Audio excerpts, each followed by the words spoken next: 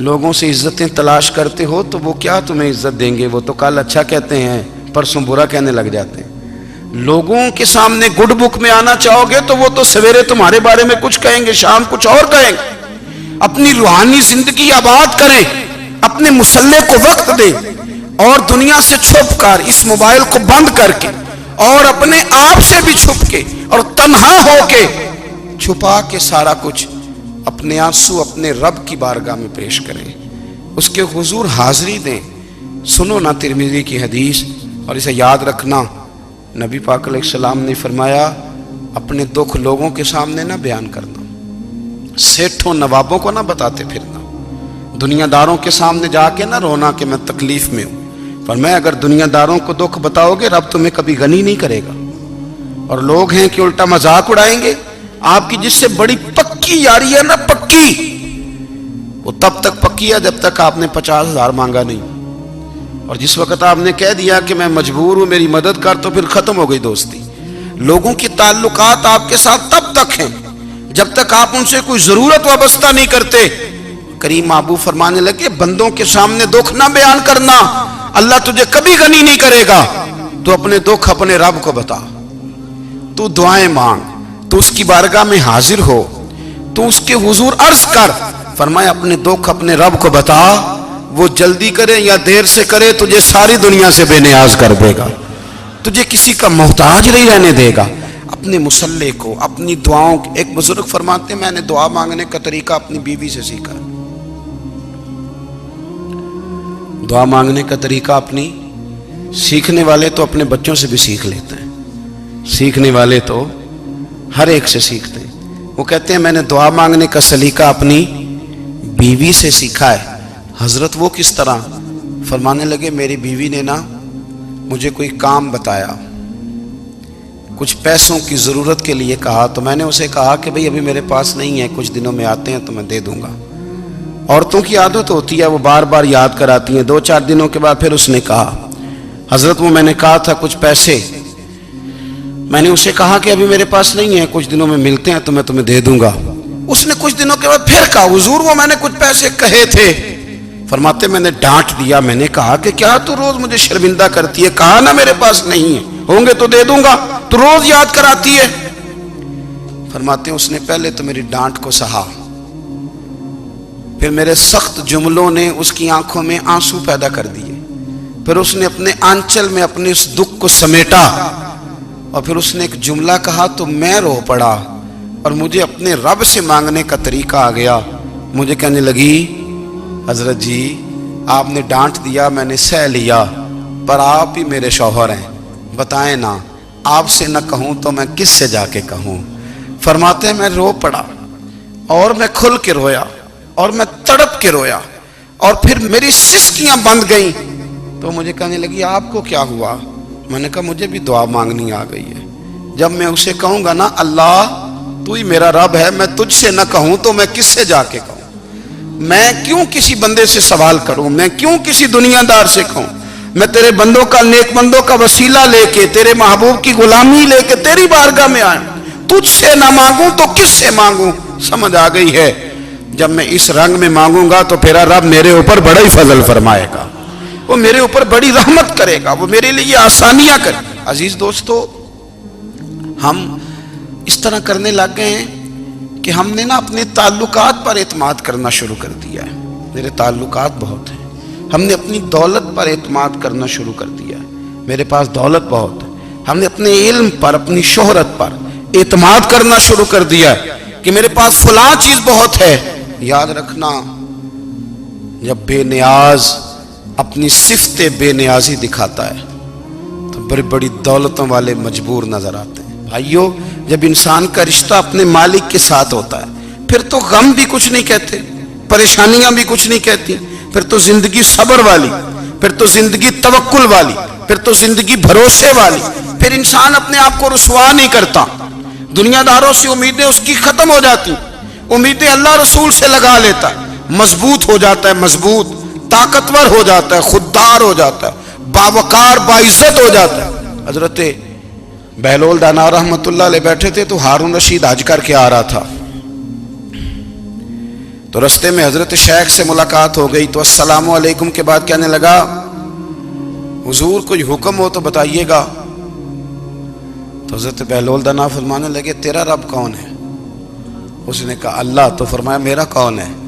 کہا اللہ. فرمانے لگے تو بڑا ہی بیوقوف ہے، کیا تو یہ سمجھتا ہے کہ رب ہارون رشید کو تو دے گا اور بہلول دانا کو بھول جائے گا؟ تیرا بھی وہی رب ہے، میرا بھی وہی رب ہے. اس نے اگر تجھے دے کے آزمایا ہے تو ہو سکتا ہے مجھے نہ دے کے آزما رہا ہو. جب اس کی حکمت کے تقاضے ہوں گے تو عطا کرے گا اور دے گا.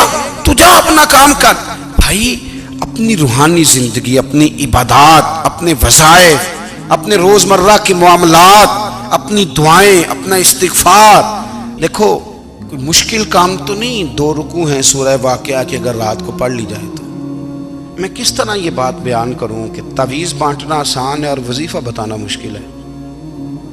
سارا دن تعویذ بانٹیں تو لوگ لینے کو تیار ہیں، اور اگر آپ وظیفہ بتائیں تو کہتے ہیں تو مشکل کام ہے.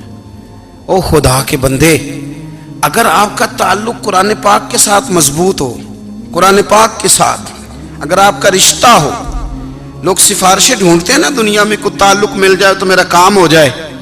دنیا میں اتنا مشکل معاملہ ہے، آخرت میں مجھے بتائیے گا کتنا مشکل معاملہ ہوگا. میرے نبی پاک صلی اللہ تعالی علیہ وسلم نے فرمایا جو لوگ سورہ ملک پڑھا کرتے تھے نا، سورہ ملک، یہ سورت ملک قیامت میں ان کی سفارش کرے گی، اور اس طرح کرے گی کہ کہے گی اے اللہ یہاں اس بندے کو جنت میں داخل کر دے یا مجھے قرآن پاک سے علیحدہ کر دے. تو رب فرمائے گا جا اس کا دامن تھام کے اسے جنت تک پہنچایا. آپ بات کو سمجھیں، جب آپ کے تعلقات اپنے معاملات کے ساتھ مضبوط ہوں گے، یہ نبی کریم نے وعدہ کیا ہے کہ تو سورت واقعہ پڑھ تیرے گھر میں فاقہ نہیں آئے گا. حضرت عبداللہ ابن مسعود رضی اللہ تعالیٰ عنہ بیمار تھے تو حضرت عثمان غنی رضی اللہ تعالیٰ عنہ تیمارداری کے لیے تشریف لے گئے اور جا کر کے کہا کہ آپ بڑے بیمار ہیں، آپ کی بیٹیاں زیادہ ہیں، میں چاہتا ہوں کہ خزانے میں سے کچھ مدد کروں. تو سیدنا عبداللہ ابن مسعود رضی اللہ تعالیٰ عنہ اٹھ کے بیٹھ گئے اور کہنے لگے امیر المومنین، اللہ آپ کو میری طرف سے، میری بیٹیوں کی طرف سے بہتر صلہ دے. میری بیٹیوں کو کسی خزانے کی ضرورت نہیں، میں نے انہیں خزانہ دے دیا ہے. کہا جناب آپ نے کون سا خزانہ دیا ہے، میں آپ کے مالی معاملات کو جانتا ہوں. تو فرمانے لگی امیر المومنین، میرے نبی کریم نے فرمایا ہے جو سورت واقعہ پڑھے اسے کبھی فاقہ نہیں آتا. میں نے بیٹیوں کو یاد کرا دی ہے، یہ خزانہ میں نے انہیں دے دیا ہے. وہ سارے والدین سنیں جو بیٹیوں کے لیے پریشان رہتے. حضرت عبداللہ ابن مسعود نصیحت کر رہے ہیں، فرمانے لگے میں نے سورت واقعہ یاد بھی کرا دی ہے، پڑھنے کی عادت بھی ڈال دی ہے. حضور نے فرمایا ہے جو سورت واقعہ پڑھے اسے فاقہ نہیں آتا. کہنے لگے چاند تو اپنی جگہ چھوڑ سکتا ہے، سورج گر سکتا ہے، تارے ٹوٹ سکتے ہیں، پر مدینے والے رسول کی بات غلط نہیں ہو سکتی. حضور نے فرمایا فاقہ نہیں آئے گا تو انشاءاللہ کبھی بھی نہیں آئے گا. کرنے کا کام یہ ہے کہ ہم اپنے معاملات، اپنی عبادات، اپنی دعائیں، کبھی 10 منٹ عادت ہو جائے نا دعا مانگنے کی علیحدہ سے رات کو. حضور نے فرمایا جو فرض نماز کے بعد دعا مانگے اللہ اس کی قبول کر لیتا ہے. نبی پاک صلی اللہ تعالی علیہ وسلم نے فرمایا اللہ مسافر کی دعا قبول فرماتا ہے. حضور نے فرمایا اللہ مظلوم کی دعا قبول فرماتا ہے. حضور نے فرمایا بیمار سے دعا کراؤ اللہ اس کی دعا قبول فرماتا ہے. میرے نبی پاک نے فرمایا ماں باپ جب بھی اولاد کے لیے ہاتھ اٹھائیں، ویسے تے بلے شاہ تو آسمانی اڈ دیا ہی پھڑ دیں، جڑا گھر بیٹھا انہوں بڑھیا ہی نہیں. حضور فرمانے لگے ماں باپ جب بھی اولاد کے لیے دعا فرمائیں اللہ ان کی دعا کو قبول کرتا ہے. آپ اپنا تعلق بنائیں دعا کے ساتھ، عبادت کے ساتھ، مصلی کے ساتھ رشتہ بنائیں، استغفار پڑھیں. صلاح الدین ایوبی صلیبی جنگوں میں تھے، رات کو مسجد اقصیٰ میں نماز پڑھی تو پریشان تھے. ایک بزرگ سے ملاقات ہوئی تو وہ کہنے لگے کہ آپ بڑے پریشان ہیں. کہنے لگے حضور پریشان اس لیے ہوں کہ پہلے ہی مسلمان کمزور ہے، اب میں نے سنا ہے دشمن کا ایک بحری بیڑا وہ جنگی سامان سے بھرا ہوا آ رہا ہے، تو اب ان کے پاس اور تلواریں اور نیزے آ جائیں گے، مسلمانوں کے پاس پہلے ہی وسائل کی کمی ہے، پریشان ہو کس طرح کر کے مقابلہ کریں گے. یہ بات کہتے ہی صلاح الدین ایوبی نے بزرگوں سے کہا حضور آپ بھی دعا کرنا. دعا کی بڑی طاقت ہے. میرے نبی پاک نے فرمایا دعا مومن کا ہتھیار ہے. دعا مومن کا. حضور نے فرمایا تقدیر کو سوائے دعا کے کوئی چیز نہیں بدل سکتی. دعا مومن کا ہتھیار ہے. یہ کافر کے پاس کوئی نہیں، یہ ہتھیار ہے مومن کا. اللہ کرے آپ کو سمجھ آئے. پھر سنیں، کئی بار کہہ چکا ہوں یہ ہتھیار ہے. کافر کے مقابلے میں جو تیرے پاس سب سے بڑا ہتھیار ہے وہ دعا ہے. دعائیں کرانی چھوڑ دی، کرنی چھوڑ دی، لینی چھوڑ دی. حضرت سیدنا انس بن مالک رضی اللہ تعالیٰ عنہ فرمایا کرتے تھے میں نے وہ رنگ دیکھا ہے جب حضور دعا مانگتے تھے اور حضور کی مقدس آنکھوں میں آنسو بھی ساتھ ہی بہا کرتے تھے. میں نے وہ انداز دیکھا ہے.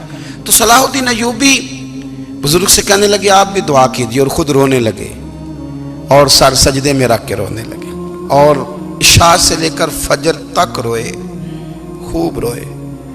صبح وہ بزرگ آئے تو صلاح الدین ایوبی کا خوبصورت اور ہنستا ہوا چہرہ دیکھا. کہنے لگے آپ بڑے خوش ہیں، رات تو میں نے بڑے روتے ہوئے دیکھا تھا. تو کہنے لگے حضور وہ جو بحری بیڑا آ رہا تھا نا وہ پانی میں ڈوب گیا ہے، اب وہ نہیں آ رہا. ابھی خبر آئی ہے تو میں بڑا خوش ہوں. بزرگ کہنے لگے اٹھ سینے سے لگ اور سن ایک بات، وہ بحری بیڑا پانی میں نہیں ڈوبا، وہ تیرے آنسوؤں میں ڈوب گیا ہے. وہ جو تو رات رویا ہے نا رب کریم کی بارگاہ میں تو وہ ڈوب گیا ہے. حضرت عائشہ صدیقہ رضی اللہ تعالیٰ عنہ فرماتی ہیں ایک عورت تھی اور اسے نبی پاک صلی اللہ تعالیٰ علیہ وسلم نے نا وہ کلمہ پڑھ کے مسلمان ہوئی، مدینہ طیبہ آ گئی تو حضور نے مسجد نبوی شریف میں اس کے لیے مکان، ایک سادہ سا کمرہ ساتھ مسجد کے بنوا دیا، وہیں رہنے لگی. اکثر وہ سیدہ طیبہ کے پاس آتی تو حضرت عائشہ صدیقہ رضی اللہ تعالیٰ عنہ فرماتی ہیں وہ بڑی باتیں سناتی اور آخر میں کہتی وہ ہار والا دن بھی بڑا عجیب دن تھا اور میرے رب کی قدرتوں کا دن تھا، وہ بھی بڑا عجیب دن تھا. سیدہ عائشہ صدیقہ رضی اللہ تعالیٰ عنہ ایک دن فرمانے لگی کہ تو ہار والے دن کا بڑا ذکر کرتی ہے، وہ کیا دن تھا؟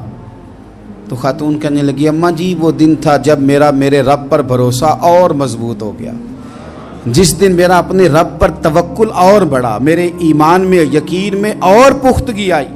کہنے لگی میں ایک گھر کی کنیز تھی، نوکرانی تھی. اس گھر میں ایک بچی تھی جس کے پاس سونے چاندی ہیرے جواہرات کا ہار تھا. اس زمانے میں نا چمڑے کے اوپر لوگ ہیرے جواہرات لگاتے تھے، کئی دفعہ سرخ رنگ کے چمڑے پہ لگائے جاتے تھے. وہ بچی پہنتی تھی تو کہتی ہیں وہ بچی کے اس نے اتار کے رکھا یا اس سے گرا وہ ہار تو چیل اسے اٹھا کے لے گئی گوشت سمجھ کے اور میرے سامنے اٹھا کے لے گئی. گھر والوں نے مجھ سے پوچھا، یہ بخاری میں موجود ہے، گھر والوں نے پوچھا مجھ سے کہ وہ ہار کہاں ہے تو میں نے کہا چیل اٹھا کے لے گئی. گھر میں کچھ چوری ہو جائے تو سب سے پہلا الزام کس پہ لگتا ہے؟ ملازمین پہ. کہتے انہوں نے مجھے بڑا مارا، بڑی تکلیف تھی، حتیٰ کہ میری شرمگاہ تک کی تلاشی لی، میری عزت اتنی خراب کی میں بتا نہیں سکتی. میں نے اپنی زندگی میں ایک واقعہ دیکھا، ایک امیر گھر میں چوری ہو گئی، ملازم کو اتنا مارا کہ وہ چارپائی پہ پڑ گیا. پولیس والوں سے اتنی مار پروائی گئی کہ وہ بیچارہ چارپائی پہ پڑ گیا اور پھر وہ اتنا بیمار ہوا اور کچھ دنوں کے بعد پتہ چل گیا کہ چور تو اپنا بیٹا ہے ان کا. پھر اس کا انتقال ہو گیا. اب وہ سیٹھ صاحب اور گھر والے آ کے نا مرنے والے کے کان میں معافیاں مانگ رہے ہیں، کان میں. تو میں نے ان سے پھر کہا تھا کہ یہ تو اب چلا گیا ہے، تمہارا زور چلتا تھا نا تو تم نے قانون خریدا اور تم نے اسے جتنا ہو سکا تم نے اسے مار پڑوائی. تمہارے پاس جو عدالتیں تھیں تم نے وہاں کارروائی کی، اب ایک عدالت قیامت کے دن لگے گی. یہ کمزور تھا نا، کچھ کر نہیں سکا.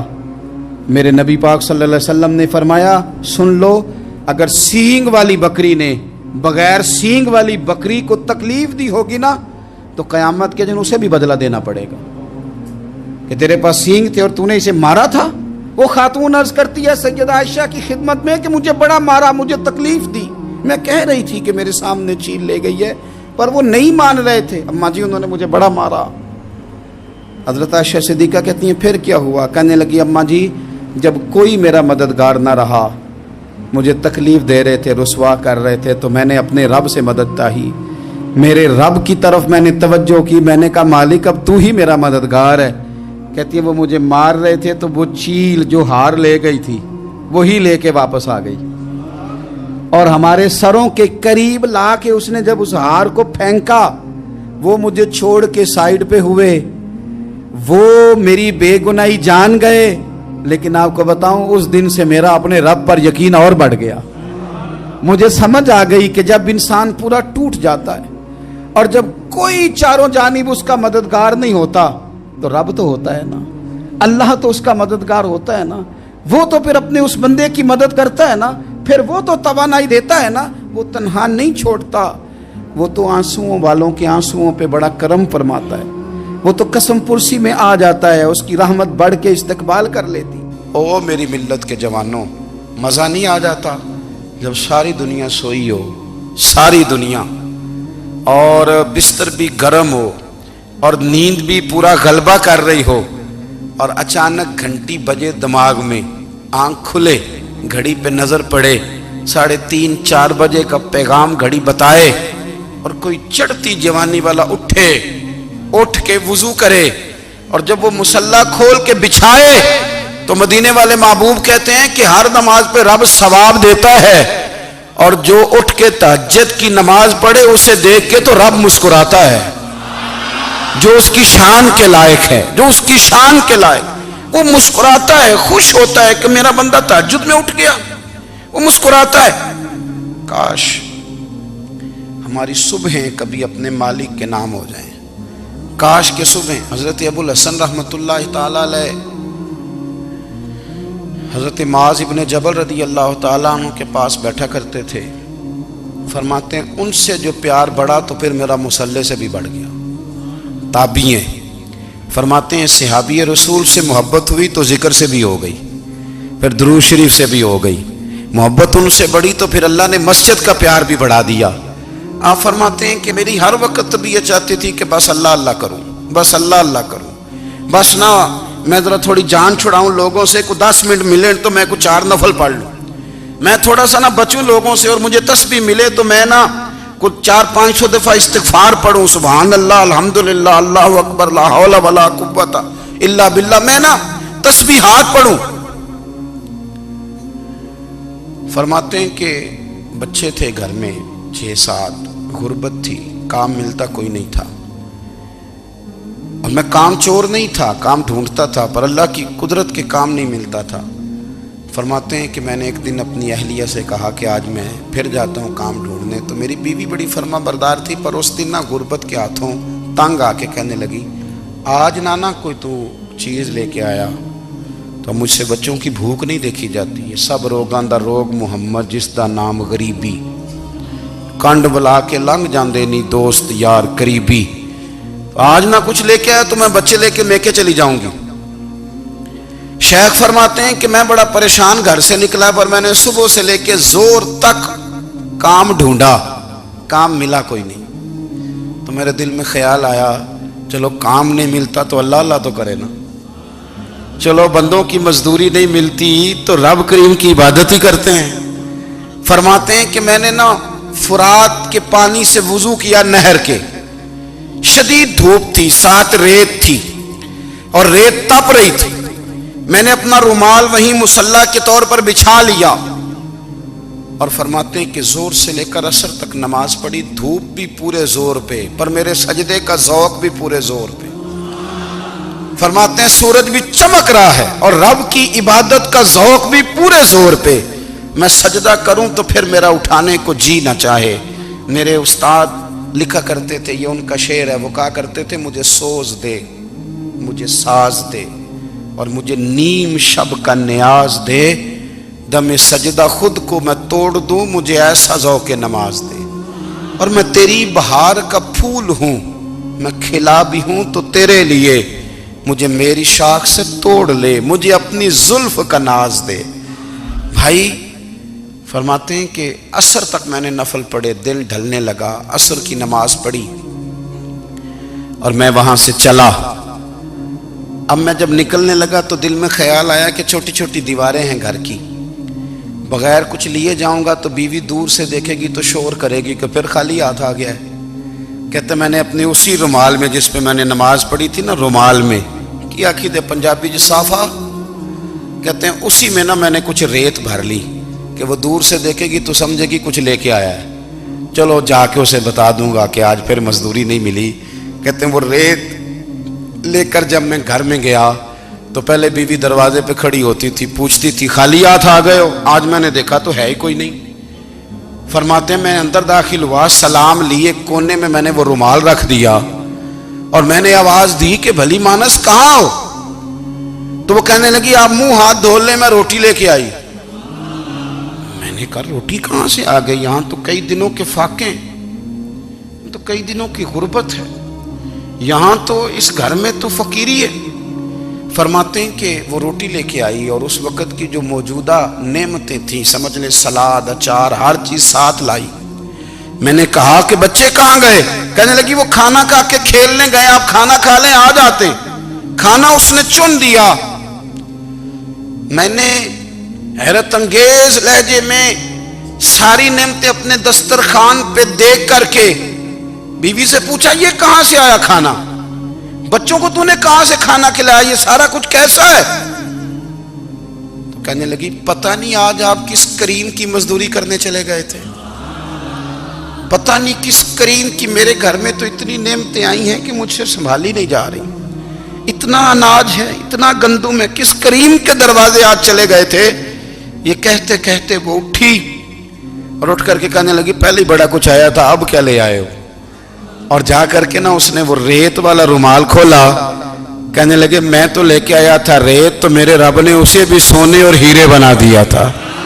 جب آپ کی توجہ اللہ کی جانب، میرے نبی پاک صلی اللہ تعالی علیہ وسلم نے فرمایا ہر چیز اپنے رب سے مانگ، ہر چیز مانگ، ہر چیز مانگ۔ یا رسول اللہ کیا کچھ؟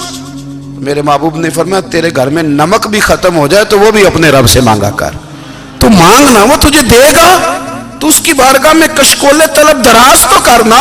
اور ترمذی شریف میں عجیب لفظ ہے، رسول کائنات نے فرمایا، رب کریم فرماتا ہے جب میرا بندہ ہاتھ اٹھاتا ہے نا تو مجھے حیا آتی ہے کہ میں خالی کیسے لوٹا دوں اس کے۔